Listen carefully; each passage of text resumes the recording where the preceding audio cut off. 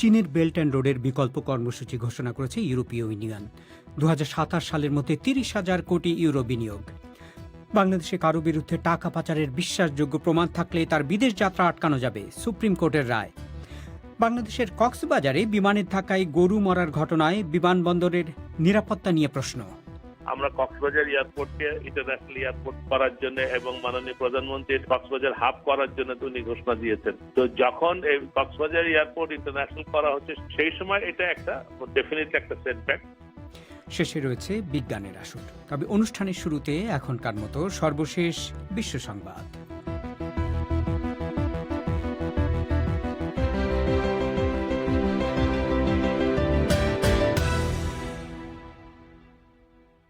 BBC Bangla খবর পড়ছি মাসুদ হাসান খান। চীনের বেল্ট অ্যান্ড রোড ইনিশিয়েটিভের পাল্টা হিসেবে ইউরোপীয় ইউনিয়ন তাদের বিশ্বব্যাপী বিনিয়োগ কর্মসূচি গ্লোবাল গেটওয়ের পরিকল্পনা প্রকাশ করেছে। এই কর্মসূচিতে অবকাঠামো, ডিজিটাল এবং জলবায়ু প্রকল্পে তারা ২০২৭ সালের মধ্যে ৩০,০০০ কোটি ইউরো বিনিয়োগ করবে। EU president Ursula von der Leyen বলেছেন, গ্লোবাল গেটওয়ে চীনের সত্যিকারের বিকল্প হবে। চীন গত ৮ বছরে ৭০টিরও বেশি দেশে শত শত কোটি ডলার বিনিয়োগ করে সারা বিশ্বে তাদের প্রভাব বৃদ্ধি করেছে। মিস ভন ডার লেইন বলেছেন, ইউর বিনিয়োগের শর্ত হবে ন্যায্য, যাতে ঋণ গ্রহীতা দেশগুলো ঋণ সংকটে না পড়ে।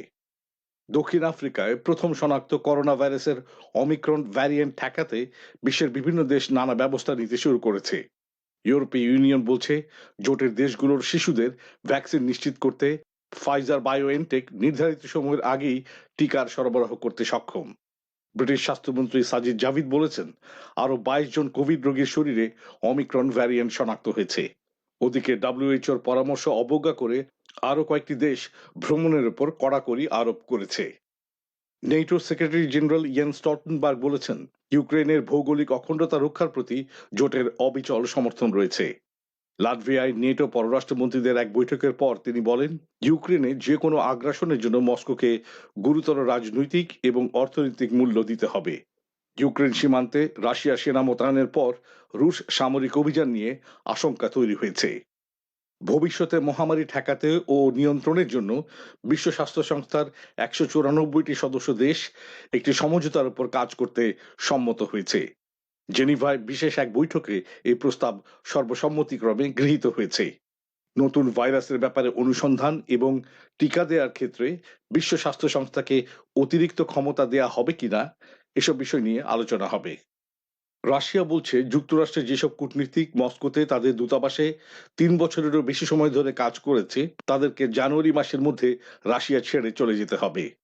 রাশিয়ার কর্মকর্তারা বলছেন, গত সপ্তাহে যুক্তরাষ্ট্র ২৭ জন রুশ কূটনীতিককে জানুয়ারি মাসের মধ্যে বহিষ্কারের কথা ঘোষণা করার পাল্টা জবাব হিসেবেই এই সিদ্ধান্ত নেওয়া হয়েছে।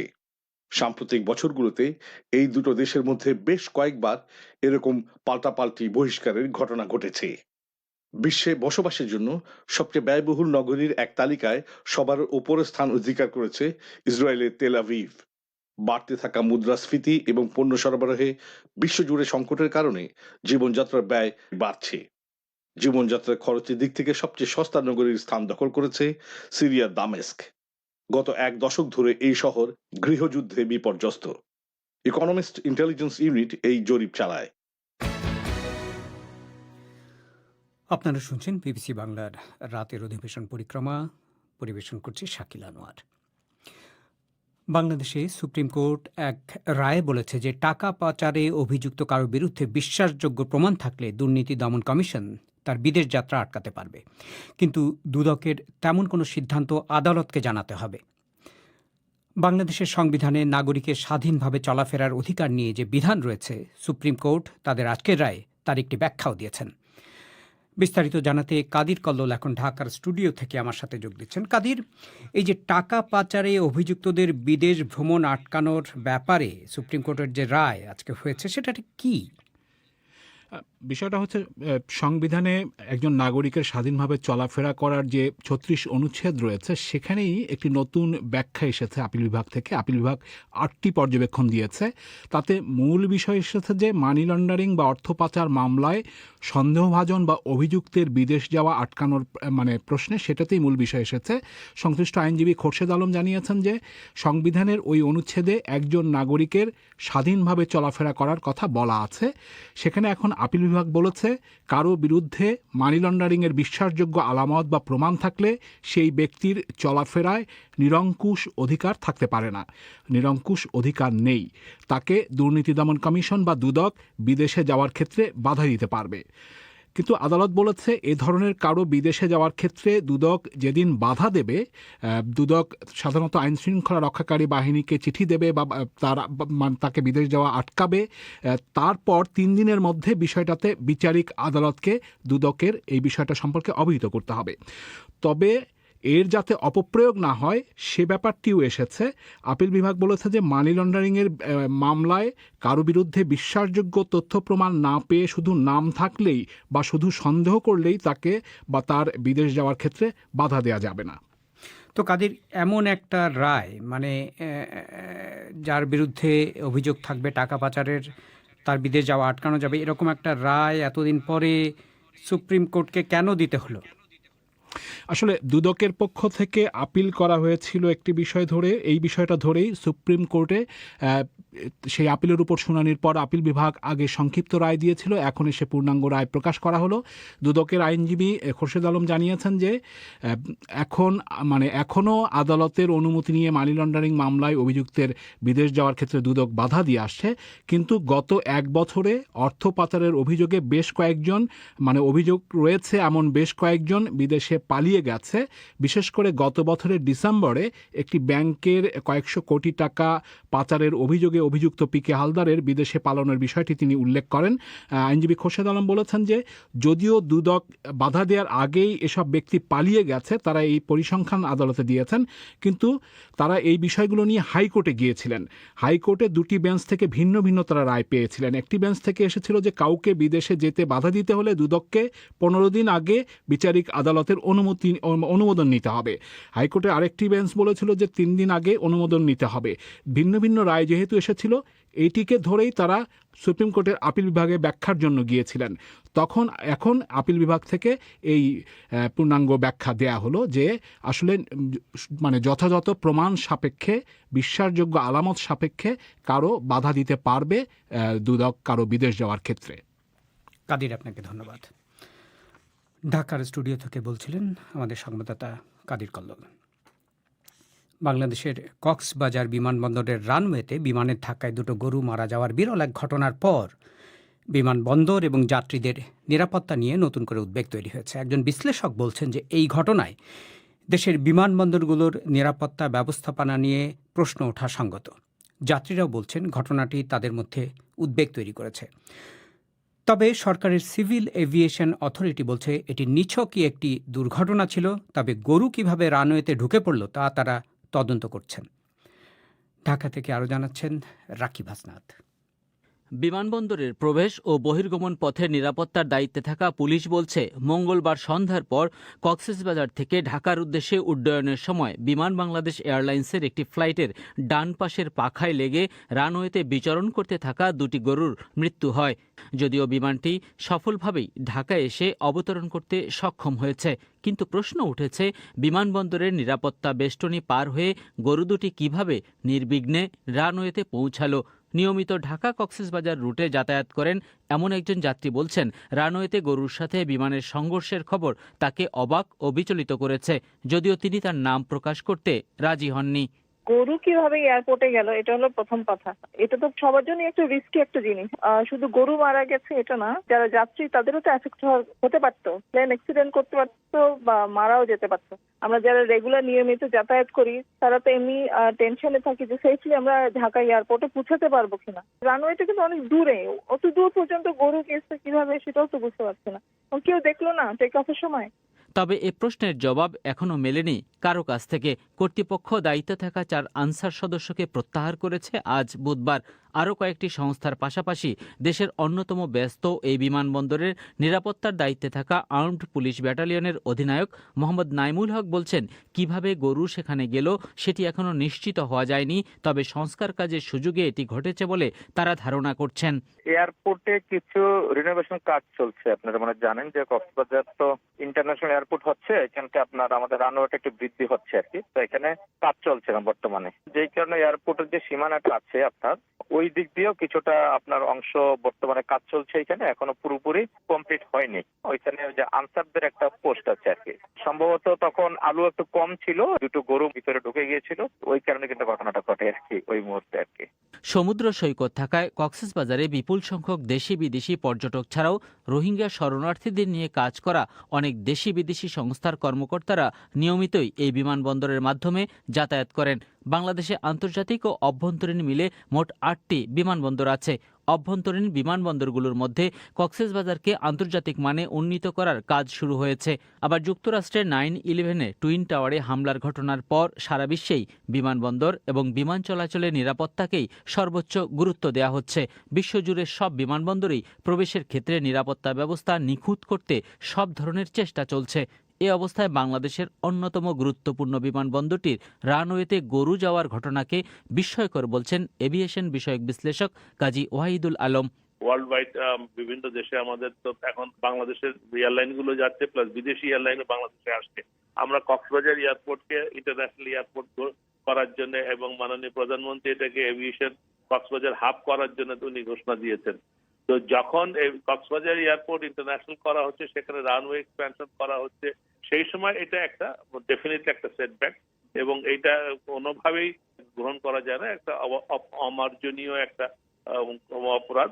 যারাই এর সাথে দায়ী থাকুক না কেন অবশ্যই এটাকে শাস্তির আওতায় আনতে হবে, এবং এটা যাতে করে ভবিষ্যতে না হয় সে ব্যাপারে ইমিডিয়েট পদক্ষেপ নেওয়া উচিত। মিস্টার আলম বলছেন, দেশের বেশ কয়েকটি ছোট বিমানবন্দরেই নানা ধরনের নিরাপত্তা ঘাটতি আছে, যেগুলো নিয়ে কর্তৃপক্ষের এখনই ব্যবস্থা নেওয়া দরকার। তবে সিভিল অ্যাভিয়েশনের অপারেশনস ও প্ল্যানিংয়ের দায়িত্বে থাকা সদস্য এয়ার কমোডোর সাদিকুর রহমান চৌধুরী বলছেন, নিরাপত্তা নিয়ে সব বিমানবন্দরেই যথাযথ ব্যবস্থা আছে। তবে এর মধ্যেও কক্সবাজারের ঘটনা ঘটে যাওয়ায় তারা এখন তা নিয়ে তদন্ত করছেন যে কিভাবে রানওয়েতে গরু পৌঁছালো। গরুটা ঢুকেছিল, এটা হয়তো সীমানা পাচারের কোনো এক দিক দিয়ে এগুলো চলে এসেছিল। সাধারণত সবসময় সিকিউরিটি থাকে, সবসময় এটা পেট্রোল দেয়, এটা বাই অ্যাক্সিডেন্ট এটা কিভাবে ঢুকেছে সেটা আমরা তদন্ত করে দেখছি। কিন্তু বিশ্লেষকরা মনে করছেন যে বিমানবন্দরের রানওয়েতে গরু চলে আসার ঘটনা দেশের বিমানবন্দরগুলোর নিরাপত্তা ব্যবস্থাপনার যে সংকট সেটিকেই উন্মোচন করে দিয়েছে। রাকিব হাসনাত। আপনারা বিবিসি বাংলা শুনছেন ঢাকায়, কুমিল্লায়, সিলেটে। আপনারা যেখানে আছেন বিবিসি বাংলা আপনার সাথেই আছে।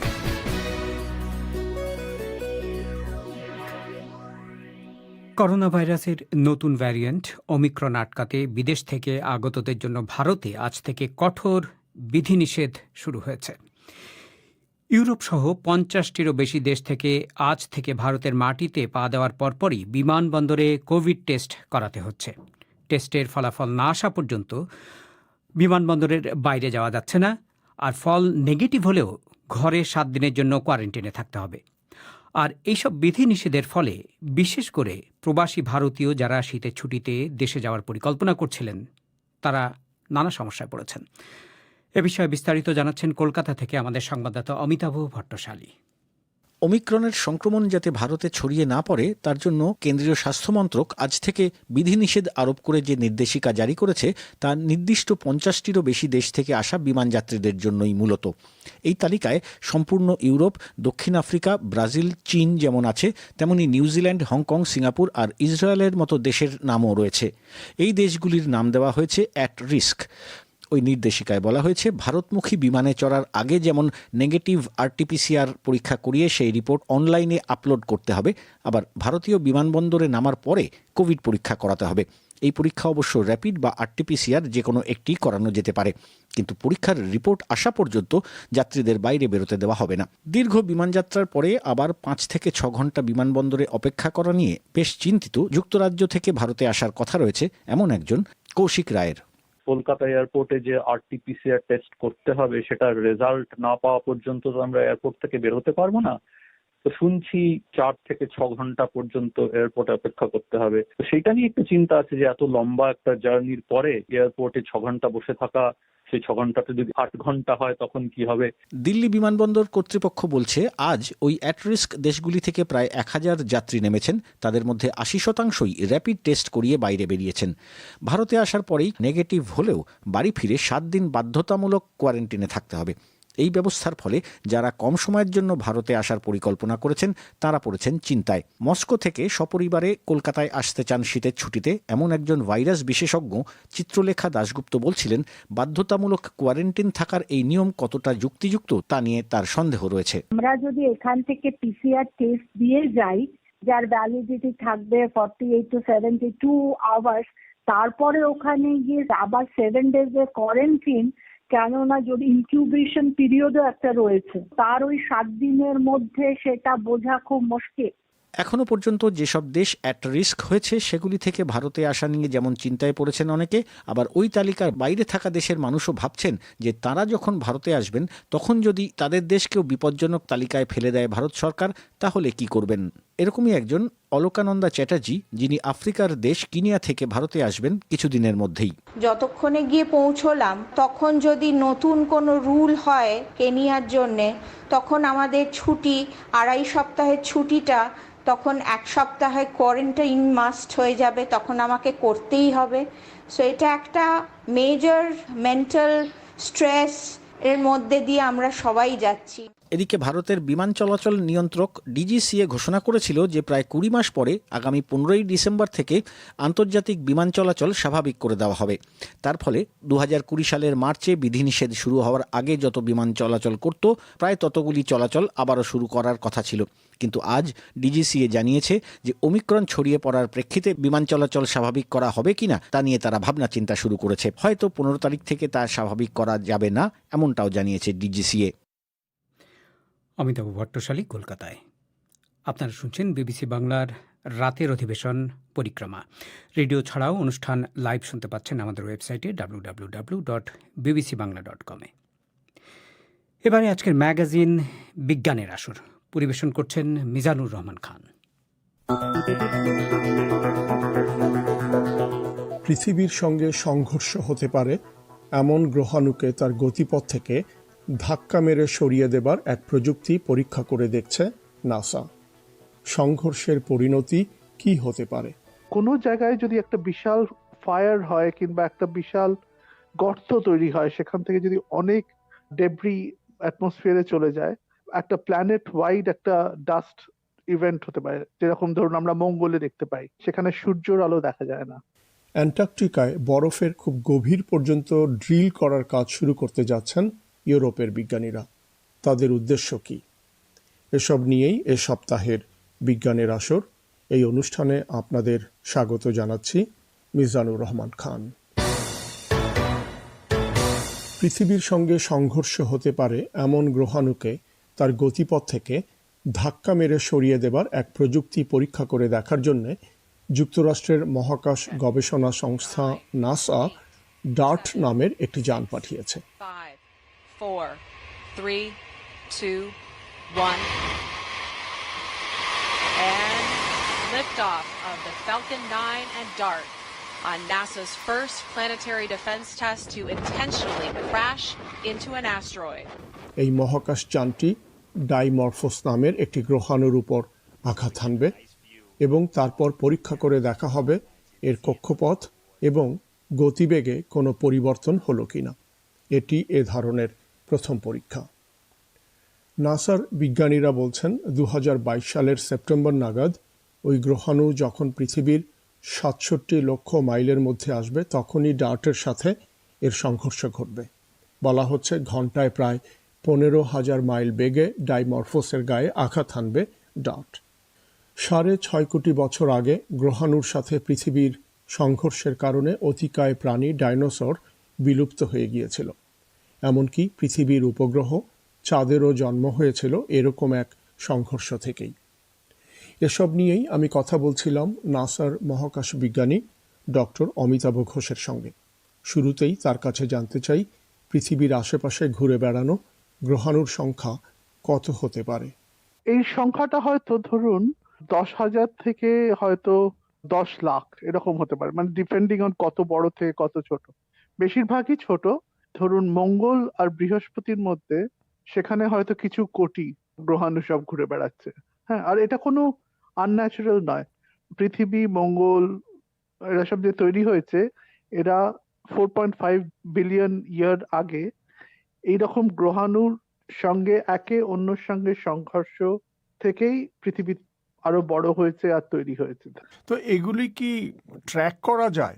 এসব গ্রহাণুর গতিপথ কোথায় যাচ্ছে, কোত্থেকে আসছে, কোন দিকে যাচ্ছে? হ্যাঁ হ্যাঁ, এটা তো ধরুন এই টেলিস্কোপ যে সব দেখছেন চারিদিকে যে আছে, নাসার টেলিস্কোপ, অন্য দেশের টেলিস্কোপ, আপনি প্রত্যেকটা গ্রহাণুকে আপনি ট্র্যাক করতে পারবেন ওভার টাইম, যে কোন দিকে যাচ্ছে, কত গতিতে যাচ্ছে, কোন দিকে 10 দিন পরে যাবে, কোন দিনে 6 মাস পরে যাবে, এগুলো সব ক্যালকুলেট করা যায়। কিন্তু এখানে যে শক্ত প্রবলেম হচ্ছে যে ধরুন আপনি কটা গ্রহাণু ট্র্যাক করবেন, 10,000টা ট্র্যাক করবেন না 10 লাখ ট্র্যাক করবেন, আর কতজন এটার উপরে কাজ করবে, আর কত টাকা এটার উপরে দেয়া হবে, হ্যাঁ, সেই প্রশ্নটা চলে আসে। আপনি বলছিলেন যে এটা একটা স্বাভাবিক ঘটনা, এই গ্রহের সঙ্গে গ্রহাণু ধাক্কা খেয়ে গ্রহ বড় হয়েছে, এভাবেই গ্রহগুলির সৃষ্টি হয়েছে। এই পৃথিবীকে এখন এবং ভবিষ্যতে একটি গ্রহাণু আঘাত করবে, এই সম্ভাবনা কতখানি? এইটা খুব বলা শক্ত। একটা 1908-এ আমার ঠিক মনে হয় একটা রাশিয়াতে একটা এরকম গ্রহাণু পড়ে, মিটিওরাইট পড়ে, আর সেটা হচ্ছে পুরো একটা নিউক্লিয়ার ব্লাস্টের মতো একটা ফরেস্টকে ধ্বংস করে দেয়। আর এটা তো আমরা জানি যে ডাইনোসর এক্সটিংশন কিছু মিলিয়ন ইয়ার আগে এক্সটিংশন করে। হ্যাঁ, তার মানে প্রবাবিলিটিটা খুব বলা শক্ত। হ্যাঁ, কিন্তু এরকম জিনিস ঘটে, নেক্সট 10 বছরে কি 100 বছর কি 1000 বছরে ঘটবে সেইটা বলা খুব শক্ত। তো এই ধরনের একটি গ্রহাণু যখন পৃথিবীতে আঘাত করে, সেটা তো ধরে নিচ্ছি কোনো একটা দেশ, কোনো একটি নির্দিষ্ট জায়গায় আঘাত করে, তো এর পরিণতি কি হয়? ডাইনোসর এক্সটিংশন যেটা 65 মিলিয়ন ইয়ার্স আগে হয়, ওখানে যেটা হাইপোথেসিস হচ্ছে এত জোরে এই জিনিসটা পড়েছিল, সেখান থেকে অনেক ধুলো অ্যাটমসফিয়ারে চলে যায়, আর সেরকম ধুলো থেকে কিছু বছর কি কিছু মাসের জন্য সূর্যের আলো আটকে যায়। আর সূর্যের আলোটা এত প্রাণের পক্ষে এত জরুরি, সূর্যের আলো ছাড়া হোল পৃথিবীটা বন্ধ হয়ে যাবে। তো কোনো জায়গায় যদি একটা বিশাল ফায়ার হয় কিংবা একটা বিশাল গর্ত তৈরি হয়, সেখান থেকে যদি অনেক ডেব্রি অ্যাটমসফিয়ারে চলে যায়, একটা প্ল্যানেট ওয়াইড একটা ডাস্ট ইভেন্ট হতে পারে, যেরকম ধরুন আমরা মঙ্গলে দেখতে পাই যে ডাস্ট স্টর্ম। হ্যাঁ, সেখানে সূর্যের আলো দেখা যায় না, যেটা আমাদের রোভাররা দেখেছে মঙ্গলে। তো তার মানে কি এটা কি মানে পারমাণবিক বোমার মতো কাজ করে? পারমাণবিক বোমার থেকেও বেশি। দেখুন, প্রথম যে চাঁদ তৈরি হয়, দ্য হাইপোথেসিস ইজ পৃথিবীর সঙ্গে একটা মঙ্গলের মতো বডি সংঘর্ষ হয়, আর তাতে পৃথিবী থেকে ভেঙে চাঁদ তৈরি হয়। তার মানে আপনি বুঝতে পারছেন যে কত একটা বড় ইভেন্ট এটা। এখন যেই গ্রহাণুকে টার্গেট করে এই ডার্ট মিশন পাঠানো হয়েছে, এটা হচ্ছে বলা হচ্ছে যে 150 মিটারের মতো প্রশস্ত, কিন্তু যে স্যাটেলাইট পাঠানো হবে সেটা তার চেয়েও অনেক ছোট। এরকম একটা ছোট স্যাটেলাইট কি করে এত বড় একটা গ্রহাণুর গতিপথ পরিবর্তন করবে? এটা ভাবুন, একটা সাংঘাতিক বড় আপনি একটা ট্রেন আসছে, এখন একটা গাড়িতে আপনি ভীষণ জোরে গিয়ে ট্রেনের সঙ্গে ধাক্কা দিলেন, ট্রেনটা হয়তো থামবে না, কিন্তু হয়তো ওটা লাইন থেকে পড়ে যাবে, হতে পারে। আমি একটা কথার কথা বলছি। এখানে যেটা এক্সপেরিমেন্ট করে ভেরিফাই করা, যে যদি আপনি একটা ছোট স্পেসক্রাফট দিয়েও যদি খুব জোরে ধাক্কা মারেন, তাহলে কি একটুও চেঞ্জ হতে পারে ওদের ডিরেকশন, আর সেই এখানে একটু change can translate into difference in destination যেখানে যাবে। এখন এই যে ডার্ট মিশন, এই গ্রহাণুর গতিপথ পরিবর্তন করা, এটা কতটা সফল হবে? আমি আশা করব যে আপনি বলবেন যে সফল হবে, কারণ আমরা সবাই চাই সেটা হোক।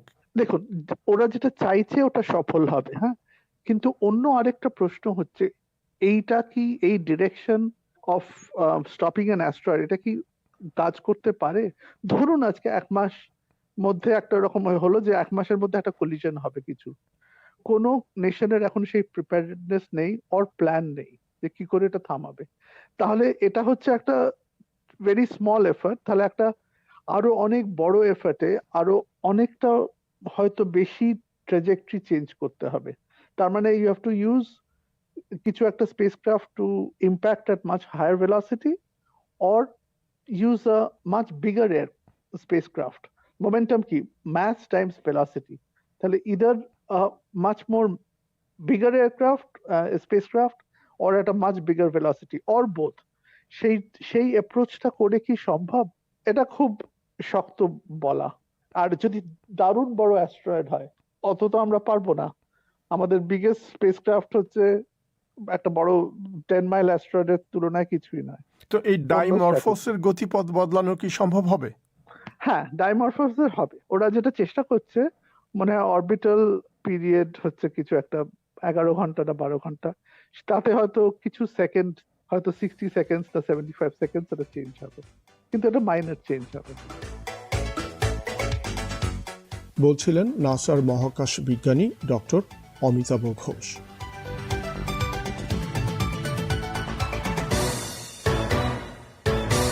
অ্যান্টার্কটিকায় বরফের খুব গভীর পর্যন্ত ড্রিল করার কাজ শুরু করতে যাচ্ছেন বিজ্ঞানীরা। বলা হচ্ছে সেখানে পৃথিবীর গত 15 লাখ বছরের জলবায়ুর রেকর্ড রয়েছে। এই প্রকল্পকে উচ্চাকাঙ্ক্ষী এক গবেষণা বলেই দেখা হচ্ছে। ইউরোপের বিজ্ঞানীদের একটি দল এই মহাদেশের সবচেয়ে উঁচু জায়গাগুলোর একটিতে তাদের যন্ত্রপাতি স্থাপন করে এই খনন কাজ চালাবে এবং গবেষণার এই কাজটি চলবে 4 বছর। বিজ্ঞানীদের লক্ষ্য হচ্ছে বরফের একেবারে গভীর থেকে 3 কিলোমিটার লম্বা বরফের একটি সিলিন্ডার বের করে আনা। বিজ্ঞানীরা আশা করছেন এই গবেষণা থেকে তারা পৃথিবীর বরফ যুগের অনেক প্রশ্নের উত্তর পেতে সক্ষম হবেন। অ্যান্টার্কটিকার যে জায়গায় এই গবেষণাটি চালানো হবে সেটি সমুদ্রপৃষ্ঠ থেকে 3000 মিটারেরও বেশি উপরে। অত্যন্ত ঠান্ডা হওয়ার কারণে সেখানে কাজ করা খুব কঠিন। গ্রীষ্মকালেও সেখানে তাপমাত্রা থাকে -35 ডিগ্রি সেলসিয়াসেরও নিচে। এই গবেষণার জন্য সেখানে ক্যাম্প বসানোর কাজ শুরু হয়েছে 2019 সাল থেকেই। এখন সেখানে ড্রিল করার যন্ত্রপাতি বসানো হবে। অ্যান্টার্কটিকায় গভীর বরফে রয়েছে বায়ুর ছোট ছোট বুদবুদ। এসব গ্যাস পকেট থেকেই বায়ুমণ্ডলের ইতিহাস সম্পর্কে জানা যাবে। বিজ্ঞানীরা দেখতে পাবেন সেখানে কার্বন ডাই অক্সাইডের মাত্রা কোন সময়ে কত ছিল। এছাড়াও তাপমাত্রা ধরে রাখতে পারে এরকম উপাদান যেমন মিথেন গ্যাস, তার উপস্থিতিও কোন সময়ে কতখানি ছিল। এছাড়াও বরফের অণু পরীক্ষা করে বিভিন্ন সময়ের তাপমাত্রা সম্পর্কেও ধারণা পাওয়া যেতে পারে। এরই সঙ্গে শেষ করছি এ সপ্তাহের বিজ্ঞানের আসর।